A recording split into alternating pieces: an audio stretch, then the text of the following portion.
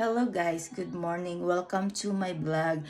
Today I will make a makeup, pastor makeup, and I don't want to take a bath until I didn't remove self my makeup, okay? I need to use, 10 layers of makeup. Let's see if it's disappear after a month or years, okay? We need to find out. Just comment below. Promise guys, I don't want to take a bath if my makeup is never disappear. Okay? Okay, yun lang guys. In-update ko lang kayo na bagong gising lang ako. Sa awa ng Diyos hindi naman ako bad breath dahil nag-toothbrush ako.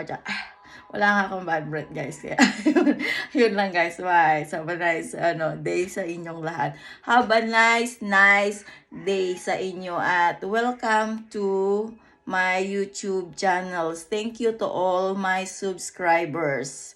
Thank you so much. Thank you guys to all of your supports and prayer. God bless you all. Bye-bye.